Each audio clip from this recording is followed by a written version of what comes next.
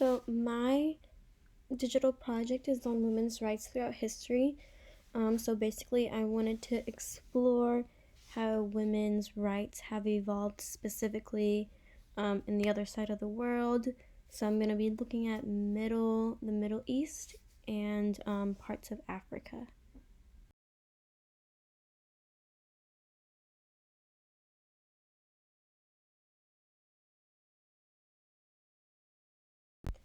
So some overview about the project is women have obviously come a long way since the beginning of time, for example.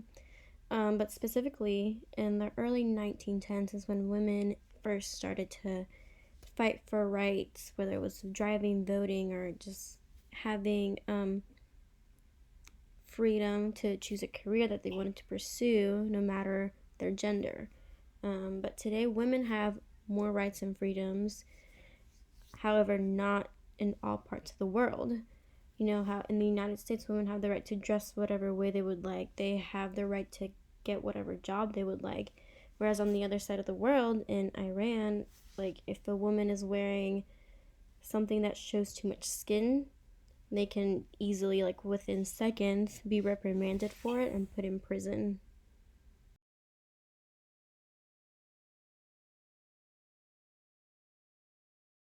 So this is a graph that I found while I was doing my research on the Middle East, and you can obviously tell that women have no rights for education because the illiteracy rate is so high compared to like in the United States, where I'm sure it's like more than double that. Also, their unemployment, domestic violence, and forced marriages, lack of rights, and poverty. Honestly, to me, I believe all of those should be zero. Women should have every single right. Um, they should have any opportunity for any job they would like. Domestic violence, they should be able to go to the police and tell them, and then for the police to reprimand whoever harmed them. Forced marriages, obviously, no one, no matter what gender, what age, what race, no one should ever have to endure having to be forced to marry someone. The lack of rights, obviously, like voting, the right to drive, for example, is a big thing and stuff like that. And then poverty, um, it is a problem facing women, but I don't believe like 100% that like you can change that at the snap of a finger. Obviously, like women have to have enough rights to their work and go to work and go get an education in order to get out of poverty.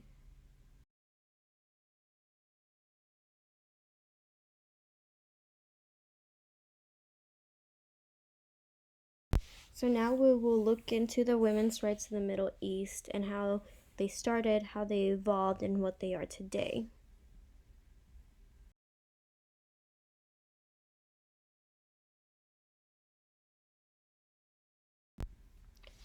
So the basic rights that everyone should have, no matter what, you should be allowed to believe whatever you want to believe and express yourself however you want to be expressed, whether that's dyeing your hair a crazy color or dressing in all black. Anyone should have the freedom to express themselves without being scared of what would happen to them. So in the Middle East, women have suffered a great deal of oppression, specifically in Saudi Arabia. Women there have barely just begun, like now in this century, in the 21st century, to start getting rights. So countries may have basic rights for women, but sometimes women could be scared to take advantage of those rights because there's still that stigma where like if I, for example, if I'm a woman in the Middle East and I try to go get an education, my husband probably not like that and then would try to stop me at whatever he can so that I won't go.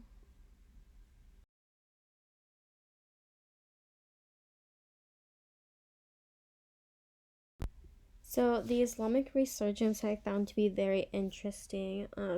So basically, it was like an awakening of religion, kind of like how the Renaissance was an awake, in like culture and art and all that. Well, the Islamic resurgence was like a new awake in their Islamic religion.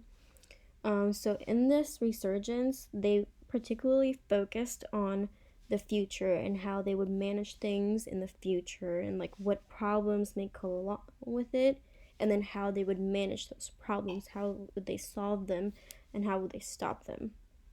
So in the 1970s, after the resurgence, um, women were getting very close to getting a voice, but because of the resurgence, it went back to zero. Because the resurgence led to a bunch of conservative Muslims who were, very, very like hard-headed and strong, and said that things don't need to change on women. They're fine the way they are now, so why change them? So the movement was the fundamentalist movement was focused on women's rights and basically stopping them and telling them, no, you can't do this. If it undermined a man in any way, they would exit out. So now onto what the life of a woman was like in the Middle East. So they didn't have any social rights. So, for example, if they wanted to go out, they would have to ask their husband. And if he said no, then that was it. You could not go. But if you still went anyways, then you would get punished. So, the Islamic wives were entitled to half of their husband's money. So when they got married, they would sign this paper, and women would then have full economic freedom to do whatever they would want with that money. So they could buy a car, buy another house, and put it in their name, and they couldn't be in trouble for it. And their husbands had to pay the wife, basically, for being their wife. Kind of like how allowance, how you give a child, like if they do chores, you give them an allowance. So their husbands, they would give them money to their wives for basically just marrying them. Now, the biggest part about the Middle East was their dress code. So it's very, very important because it's mentioned in the Quran for about 500 times. So women are not to show any skin whatsoever besides like their eyes and probably like their hands, but that's about it. In some countries, they are very, very strict on this. And other countries are more lenient. Like, as long as you're not, if you're showing your face, you're fine. But some countries, like, you can only show your eyes. So basically, the dress code is women have to wear a hijab, which covers their face and their neck. They have to wear very, very loose clothes so that you cannot see, like, their body type or their body figure at all. The dress material has to be very thick and typically with a black color. When I was in Africa, I went on an Africa trip and I went to Egypt. And as we were driving through the city, to go and see the pyramids, all I would see were women in all black, very, very loose garments. And the only thing you could see was their eyes. They even had black gloves on. However, like Egypt, some women weren't wearing like that much. They would just cover their neck, wear the loose dress, but then you could see like their arms and they were fine. So the material has to be thick enough to where you cannot see through. Typically the women, like I said, wear black or like a very, very dark color. The whole outfit is like modest and dignified, and usually you don't see any of them with like big blingy jewelry or anything too shiny. It's just all black.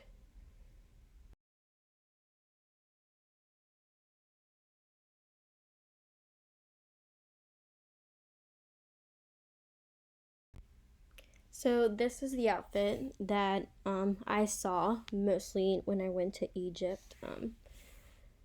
Obviously, like their whole body, like you cannot tell like the figure of the woman. Her face is not covered, but you can see how like around her neck and her body, her chest and her legs are all covered and her hands are not. But men on the other side, they wore loose fitting clothes as well, but they didn't have to wear like the long sleeves. They could wear like kind of t-shirt length on their arms, and they wear long pants. and they didn't have any like color restriction or anything. So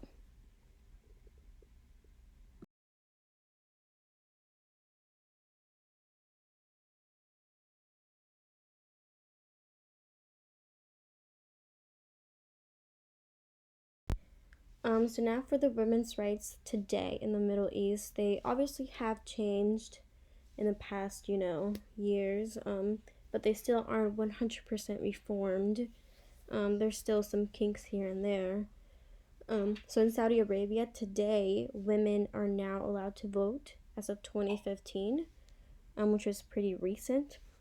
In Syria, a woman can now be granted a divorce, but only if they have a legitimate reason, such as abuse or neglect from their husband. Whereas if a husband asked for a divorce, he would not have to ask permission or anything. A woman would have to ask permission and then go through the process. And then maybe she'll be granted a divorce. Also, with marriages, a woman was only married to one man, whereas a man could marry however many women he would wanted. It's like polygamy. And in Iraq, women are now not forced to wear the hijab and the whole attire. They're not forced to, but majority of the women still do it. In Saudi Arabia, women are also now allowed to drive, and they do not have to have a man in the car with them. Typically, before women, if they were to drive, they would have to have their male, kind of like guardian, with them driving. But now they do not need a male guardian, and they are allowed to drive whenever they want.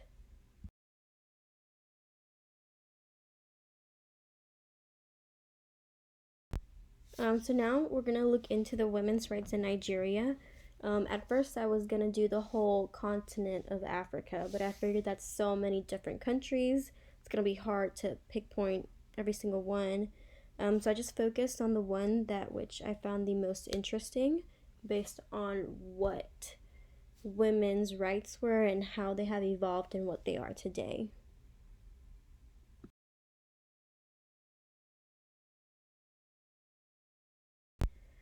So a little bit of overview.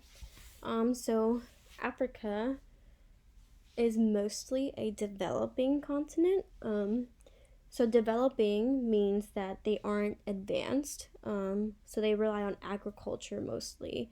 Whereas, here in the United States, like we have machines, we have infrastructure that mostly does things for us, like mechanical technology. So in Nigeria, they are developing. So they aren't technologically advanced, their infrastructure isn't very strong and reliable. So women are more oppressed because the countries aren't modernized. Nigeria isn't modernized. So because of that, they don't have as many rights as women. Women don't have the opportunities to go out and, find an education, find a job or anything because there isn't infrastructure for that. So women in Nigeria obviously do not have that many rights. Nigeria is poor and they have a poor political system. They don't have a very, very good foundation for the government, and especially when it comes to women. Women are typically seen as basically an object that a man could use only to continue his legacy. So they're only used for having kids. And young kids, young girls, are used to work only for working and under very dangerous working conditions, and they can't control that.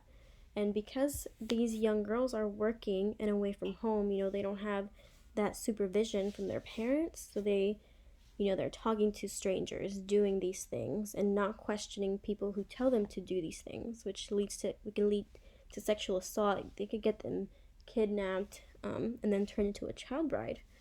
And women in Nigeria also suffer from genital mutilation against their wills. So child marriages is what found me the most shocking and eye-opening. You obviously, I knew about that child marriages happen around the world, but I just didn't think they were like this, I guess, evolved, and how this is like how old the girls are when they're married and all this. So at least 50% of girls are married before their 18th birthday. Um, yeah, I am 20, so that means I would already be married and already have kids. Um, and 20% are married before the age of even 15, which is just even worse. And the fact that they're married to older men that are like more than twice their age. Like the men that they are marrying could be their father or their grandfather. Um, and these girls, the most heartbreaking thing is that they are married off by their parents. Their parents marry them off to try to improve their economic or social status, but they don't think of like, oh my gosh, what am I doing to my child?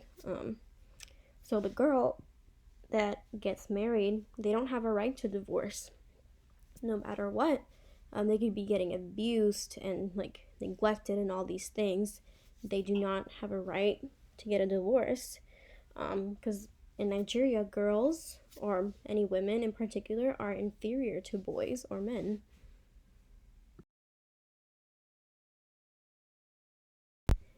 So in this table, you can see at the rates of which like the women are married. The youngest age that they have here is about 15 years old, and so it's based on the regions of Nigeria. So you can see that in the northeast and west of Nigeria is where the youngest child brides are, and then in the south region and in the southwest region is where the oldest, which is only 20.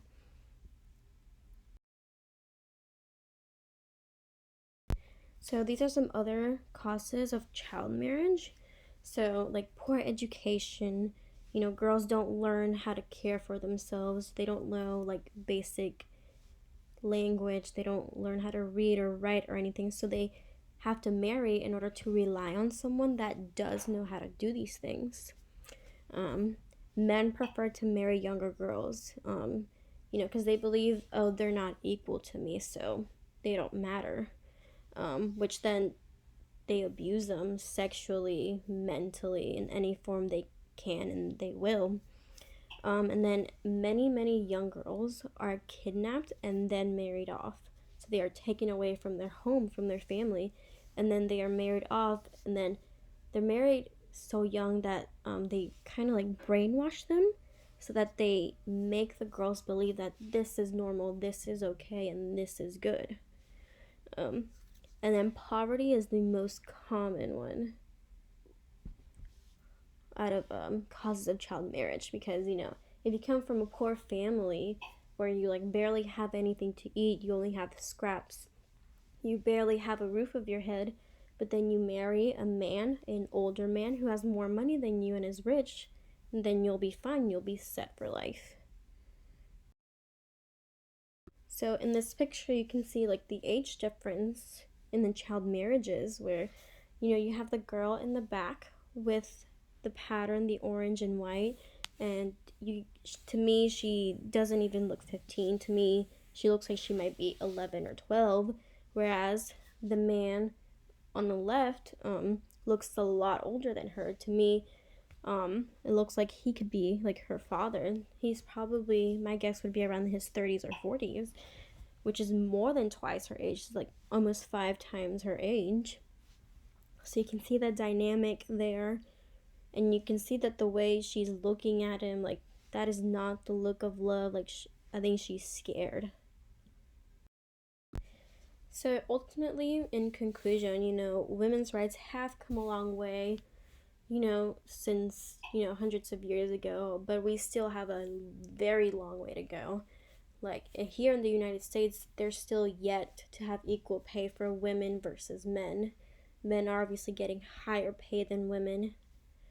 Um, and in all these developing countries, on the other side of the world, like women don't even have education rights. They don't have like basic rights that, here in the United States you're born with, and you don't think about how people on the other side like don't have these rights.